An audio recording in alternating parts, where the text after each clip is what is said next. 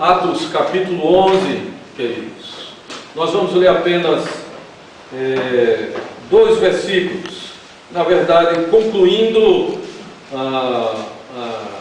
o agrupamento de versículos que em diversas Bíblias se referem ao início da igreja em Antioquia.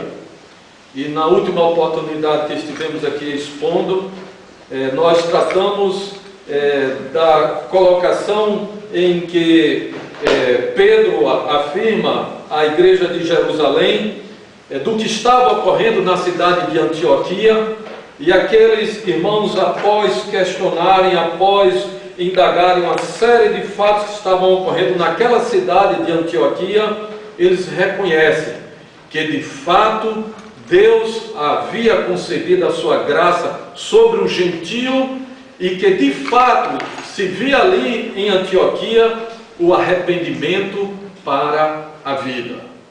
E dentro desse tema então de arrependimento para a vida, nós trabalhamos com os irmãos aqui alguns aspectos daquilo que nós não deveríamos considerar como arrependimento para a vida, da forma como muitas vezes ocorre que a mensagem que é apresentada, ela muitas vezes aceita com relação ao receio do castigo.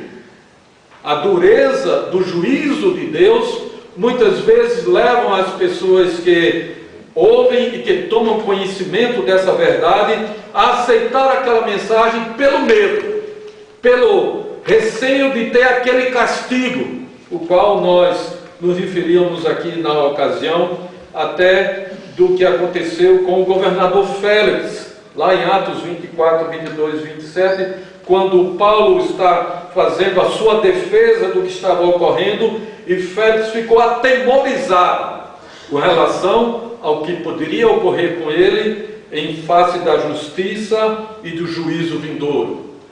Arrependimento para a vida também não é aquilo que muitas vezes nós ouvimos comentar dizendo: rapaz, eu fui tocado pela mensagem. O ser tocado pela mensagem não significa que eu experimentei um arrependimento para a vida. Isso nós podemos observar da leitura bíblica também. Lá em Atos capítulo 26, versículo 24 e 29, nós encontramos a experiência do rei Agripa, que diz para Paulo, ao ouvir a defesa de Paulo, dizendo: quase que tu me convences a ser cristão, Paulo. Ou seja, ele foi tocado pela mensagem, mas de fato ele não experimentou o arrependimento para a vida. Falávamos aqui também do aspecto do remorso, do sentir por algo que fez e que agora diante de Deus se sente envergonhado. É fato que arrependimento tem também uma componente de vergonha diante de Deus daquilo que nós somos e temos feito. Mas o estar envergonhado, o permanecer apenas nesse estado de humildade, vamos dizer assim, e de vergonha, não significa que experimentamos um arrependimento para a vida. Arrependimento para a vida é aquele que nos conduz a uma vida espiritual genuína. É aquele que nos conduz à certeza que temos a vida eterna. Arrependimento para a vida não deixa dúvidas.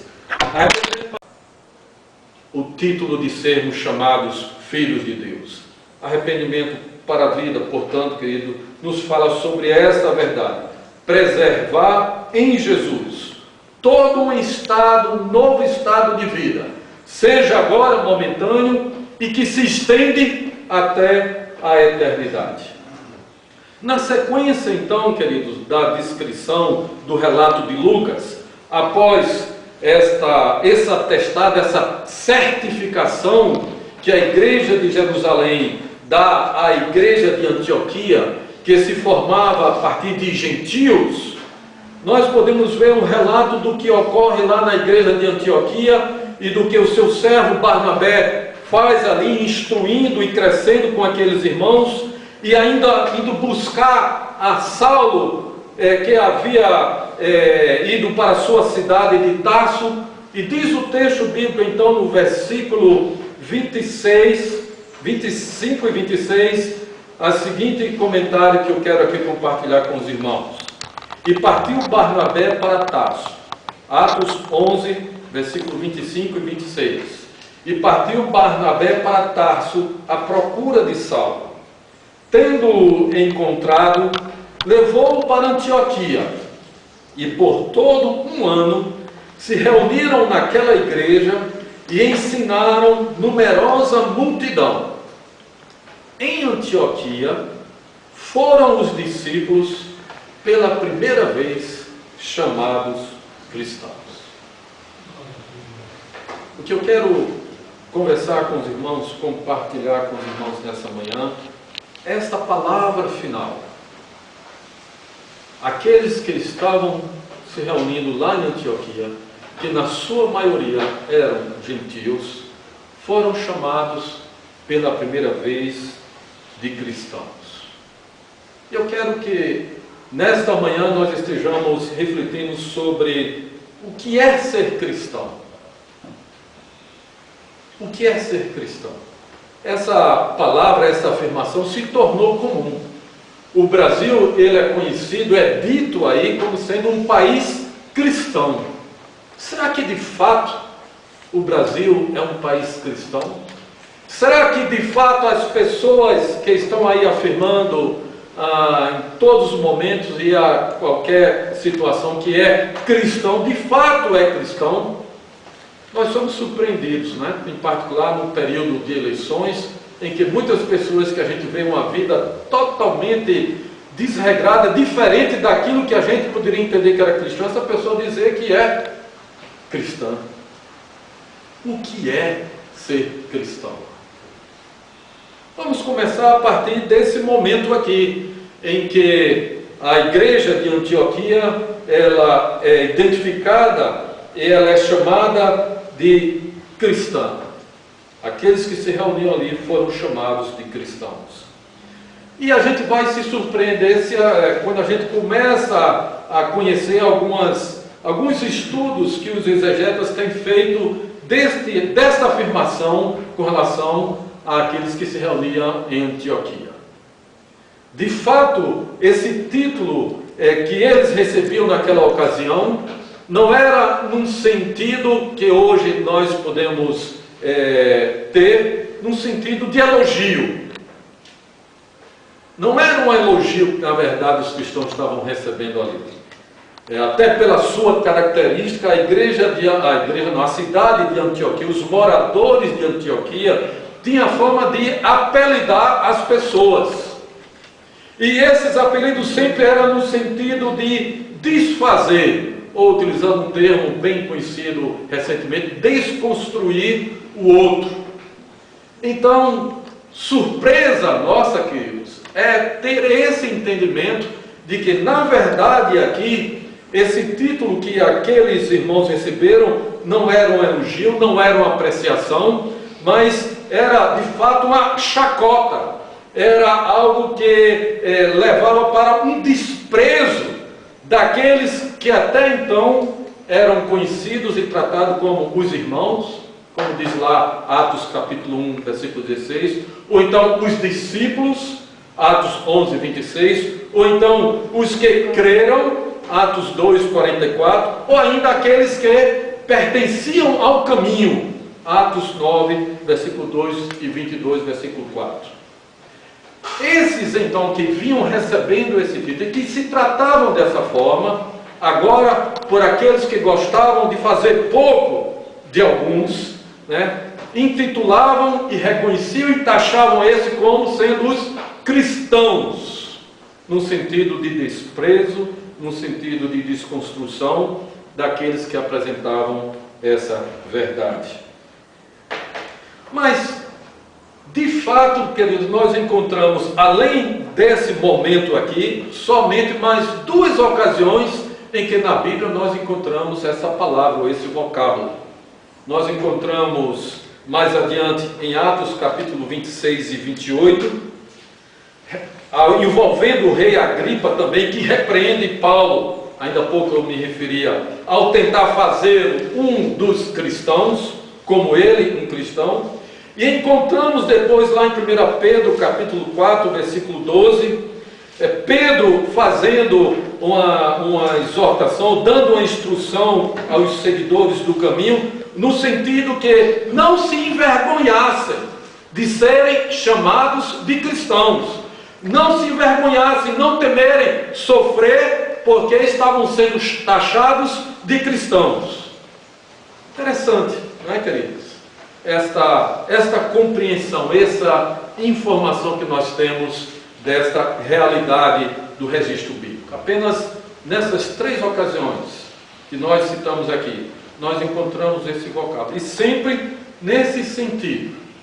Mas ao longo da história da igreja, no período dos pais da igreja, vamos dizer assim, pelo ano 300 e 400, é que esse nome começou a ter uma nova conotação.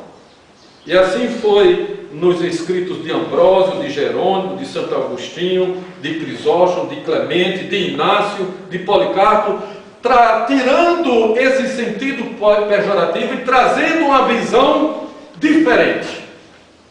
E essa visão diferente era a primeira mudança e o primeiro conceito que passou a ter esse título de cristão. Cristãos eram aqueles que seguiam e procuravam se identificar em tudo com Jesus. Cristão é aquele que procura se identificar em tudo com Jesus. Não é aquele que apenas reconhece um Jesus histórico, simpatiza com aquele homem amoroso, com aquele homem que tinha ensinamentos maravilhosos, com aquele homem que realizava milagres e curas, que se sentia pela dor, pelo sofrimento do próximo, que chegou ao ponto de morrer lá na cruz. Muita gente hoje se intitula cristão por conta desse sentimento histórico, desse sentimento emocional daquele homem, daquele profeta, daquele exemplo que deu a sua própria vida por outras pessoas. Este é um outro significado que comumente a gente pode considerar que é dado com relação a ser cristão. Os pais da igreja, no período da patrística, aqueles inclusive que eu citei aqui, se referia a cristão como aqueles que se identificavam em tudo. A sua vida passou a ser a vida de Jesus. Os seus desejos, as suas vontades, as suas prioridades passaram a ser a vida e a prioridade e o ensinamento e a mensagem de Jesus. E isso então cresceu e é o que nós temos hoje, na sua grande maioria, esse sentimento e essa compreensão do que é ser cristão. Mas eu gostaria de tratar com os irmãos de algumas outras interpretações ou conceitos que hoje têm sido apresentados com relação a ser cristão. Uma delas eu considero muito importante, não somente conhecermos, mas assimilarmos esse conceito do que é ser cristão. Tem sido notadamente apresentado por um grande teólogo da atualidade, que é John MacArthur, dos Estados Unidos, em que ele define no seu livro Escravo, ele diz: ser cristão é ser escravo. E aqueles que têm apreciado essa definição, aqueles que têm apreciado esse tipo de conceito, têm desenvolvido esse tema, esse entendimento, e concordando que de fato cristão é um escravo. Se definir como cristão é se definir como alguém que obedece uma ordem de um ser maior. É alguém que se torna escravo de um senhor. É assim que nós podemos encontrar em diversos momentos do texto bíblico o próprio Paulo afirmando que ele passa a ser escravo do Senhor. E quando a gente se refere a essa questão da escravidão, tendo como um senhorio o senhorio de Cristo, nós podemos entender aquilo que a palavra de Deus nos diz lá em Efésios, capítulo 2, onde diz que antes de conhecermos a Cristo, nós estávamos sujeitos, ou nós éramos escravos, se lembram? Do mundo, da carne e do príncipe da potestade do ar. Portanto, queridos, ser cristão é definir um estado de escravidão diferente daquela da qual, quando ainda não experimento a mensagem de novas, a mensagem de libertação do Evangelho. Lá em Efésios nós vemos claramente a referência de alguns senhorios. E nós precisamos, no entendimento que quando nós afirmamos que somos cristãos, então saber a quem nós estamos servindo. Quem é o nosso Senhor de fato? É o mundo? É o mundo que tem ditado as nossas atitudes? É o mundo que tem ditado os nossos costumes? É o mundo que tem ditado os meus relacionamentos, os meus valores, as minhas ideias, as minhas decisões? Ou é a inclinação, o meu entendimento, o pecado que há de mim, que me prende a tais atitudes e a tais formas de se comportar e de se relacionar? Ou mais grave ainda, e é uma realidade, nós sabemos que isso é uma realidade, é o príncipe da potestade do ar, é Satanás, quem tem ditado o meu caminhar. Lá em Efésios, Paulo diz que Deus, no seu amor e na sua graça, estando nós nessa condição, mortos no pecado, dominados por esses senhores, Deus, na sua graça, Ele nos amou e Ele então nos deu vida. A partir desse instante em que Ele nos dá vida, então nós passamos a depender e a nos mover em função desse que nos deu vida. Era assim que ocorria na situação de escravidão naquela época. Hoje, na nossa cultura, na nossa sociedade, nos entendimentos, falar sobre escravidão, ser escravo, é uma coisa meio complicada, né? Afinal de contas, agora é liberdade, agora é direitos iguais. Que história é essa de ser escravo? Que história é essa de escravidão? Mas a Bíblia sempre é, a mensagem de Deus sempre trilha uma direção que se afirma muito, que é contra a cultura permanente estabelecida. E a palavra de Deus nos diz sim, que de fato nós fomos libertos, estamos libertos, somos livres, e somos de fato dessas condições, desse senhorio que nós afirmamos aqui ainda há pouco. Mas nós passamos para um outro Senhor. Não há como deixarmos de ter um Senhor. E esse Senhor que nós temos agora é Jesus Cristo. Ser cristão é ser escravo de Cristo. Paulo diz lá também, escrevendo aos Tessalonicenses, que Ele nos transportou do império das trevas para o reino do Filho do seu amor. Nós servimos agora um Senhor que reina, que tem um paradigma do amor inigualável, que nos dá vida, que nos dá esperança, que não nos deixa cair no desespero com a morte, que nos deixa e nos faz nos alegrar com a morte, como podemos presenciar nessa semana, a alegria e o conforto, o regozijo por alguém que esteve conosco por algum tempo e que agora é premiada pelo Senhor. Mas aqueles que não têm esse senhorio se desesperam, e as suas práticas são práticas as quais nós vemos aí, são práticas terríveis. Sim, querido, precisamos entender isso. Quando afirmarmos que somos cristãos, entendemos que, em outras palavras, nós estamos afirmando: sou um escravo de Cristo. Você se considera assim?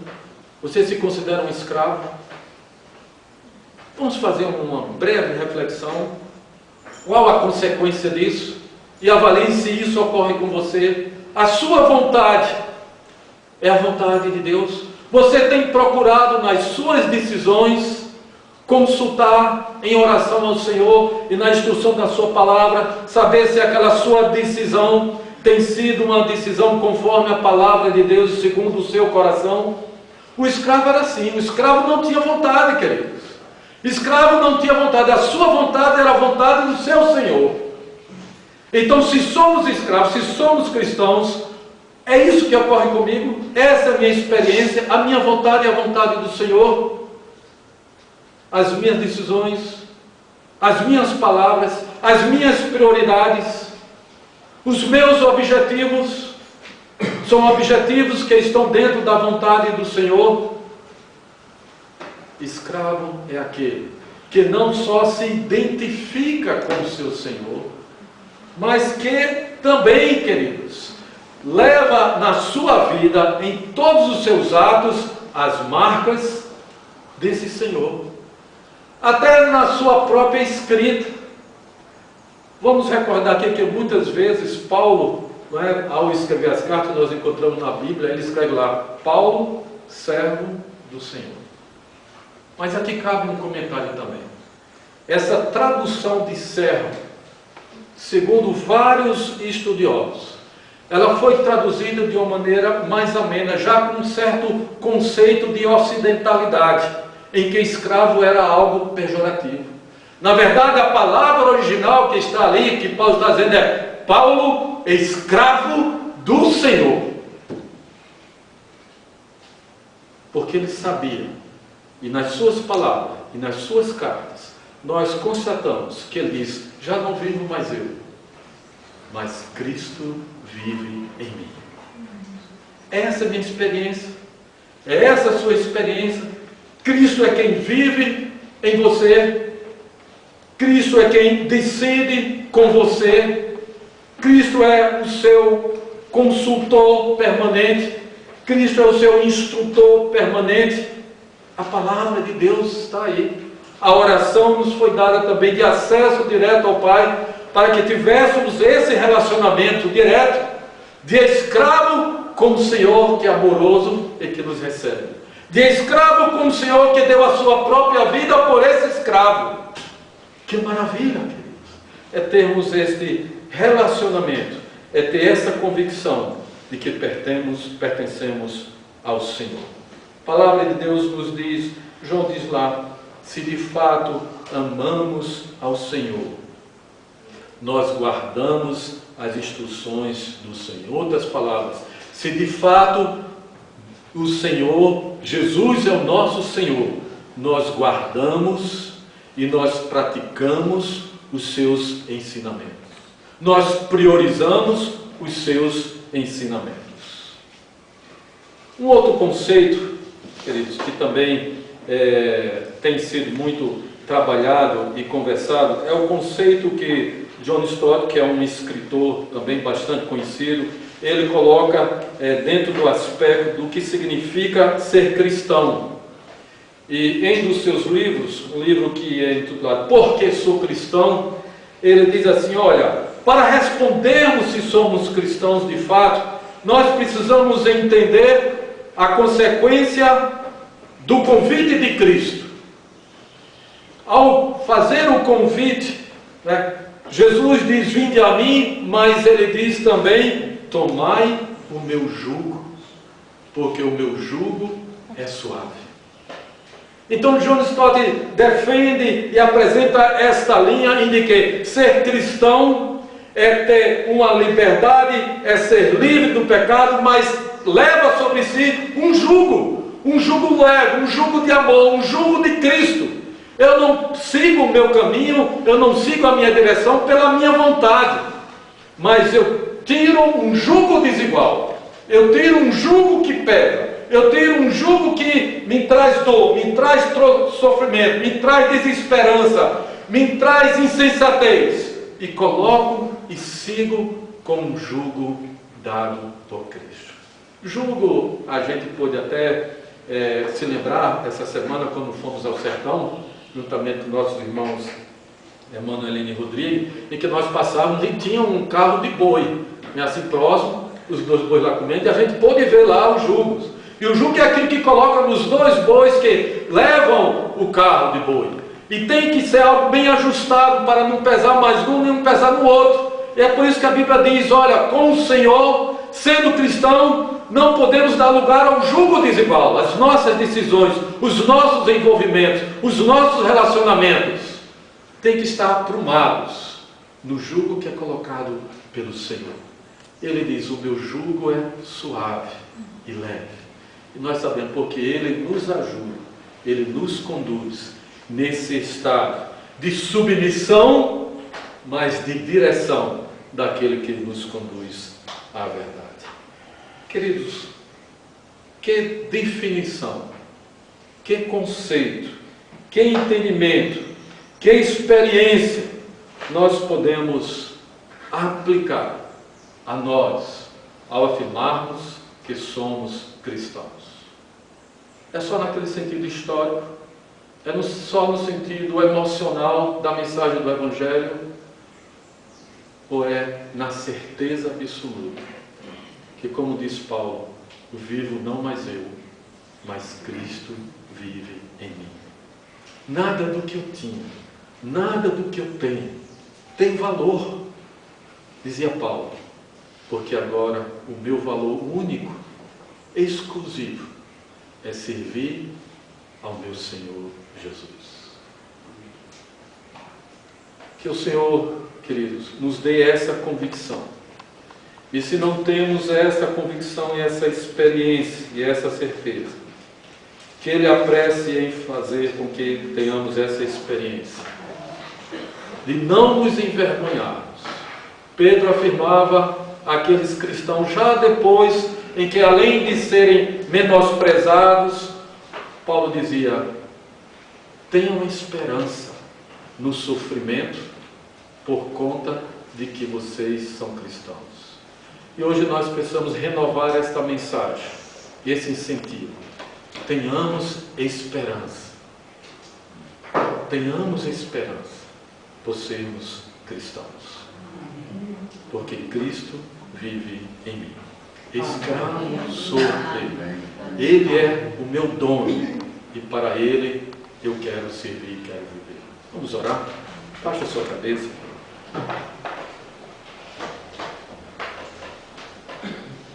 Muito obrigado, Senhor, porque a Tua palavra, Deus, ela é verdadeira.